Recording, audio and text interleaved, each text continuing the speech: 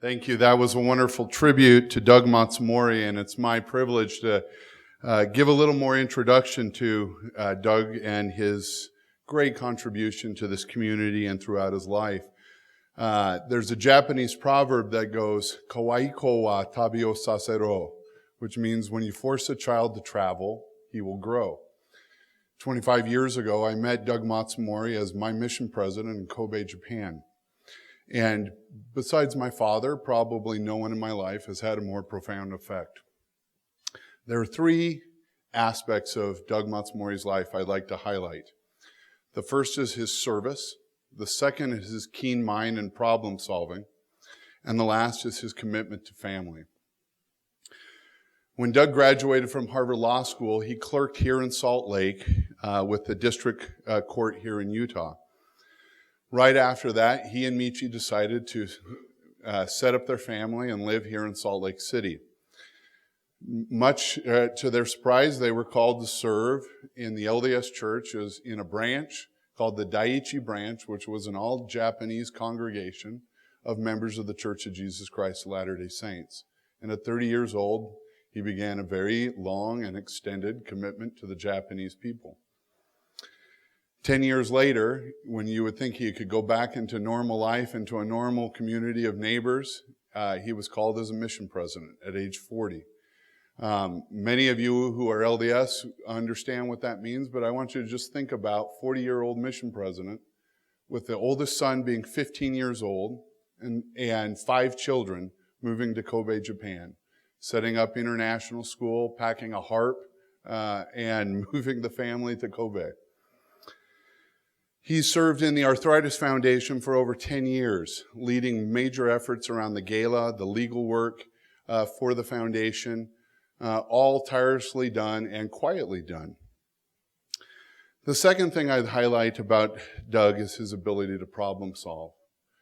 Doug Matsumori has perhaps one of the keenest minds you'll ever meet. His ability to assess and size up a problem and calmly and analytically work through it are unmatched.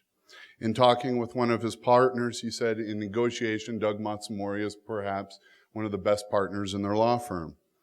He's led commercial practices around commercial and business litigation and really done some pioneering work in experimental alternative dispute resolution.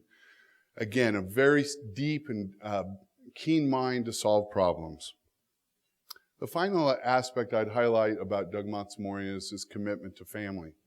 I mentioned that I first met him 25 years ago. If you understand the role of a mission president, you're in charge of 150 to 300 teenage boys and girls who are growing up and learning how to be adults themselves. We were in and out of that home day in, day out. So imagine Michi with 5 children of her own and missionaries opening the door and closing the door and never knocking. I remember one night when I first was serving in the mission home with the Matsumoris, walking up late thinking I'd just walk in the door like we always did, and all the curtains were closed.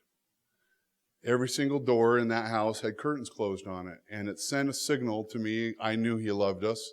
I knew he loved all those missionaries. But it said there were boundaries, and this was family time. I think you see the fruits of that tonight at this table.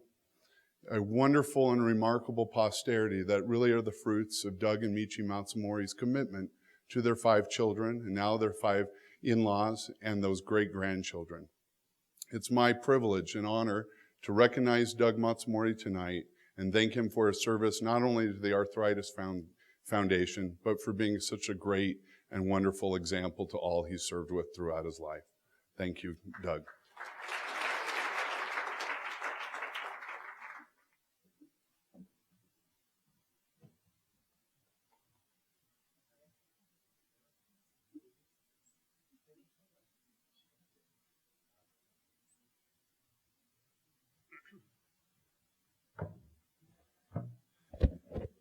So we've had one voice choir, and we have the no voice lawyer tonight. I was told by my friend John Firmage if I stood up and said that I was a lawyer with no voice, I'd get a standing ovation.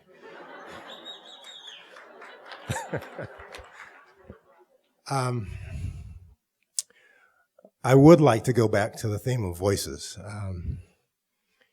The One Voice Choir was marvelous. And I have to think that this group of people, I don't know everybody here, but I know many of you.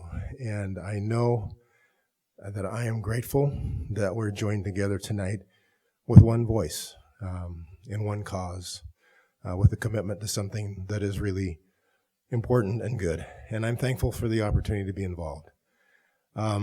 Someone asked me, why are you involved with the Arthritis Foundation? Do you have someone who's suffering from that? And I typically answer, well, about the time that we were serving as mission presidents in Japan, Dr. Samuelson was touring our mission. And he walked up and shook my wife's hand, looked at it and said, "You have arthritis." And that was the first that we had known of that. But that's not the reason I'm involved. About 10 or more years ago, Mike Pazzi, who you saw on the video, who was a client and good friend, came to me and said, "Doug, would you be involved and help us sponsor the gala dinner and run the gala dinner?" And I said, "Mike, for you, I'll do whatever I need to do." So I began my career with the Arthritis Foundation then. Looking back, I know that there are many, many great causes that require our efforts. And I know all of you contribute to many, many great causes. But I'm grateful to have had the opportunity to be engaged in this one because of the people I've met, the dedicated staff, the dedicated volunteers who spend so much of their time and their effort and their resources and their talent to help other people. This organization is an incredible organization, and I'm grateful to be a part of it, and I'm thankful to be here tonight.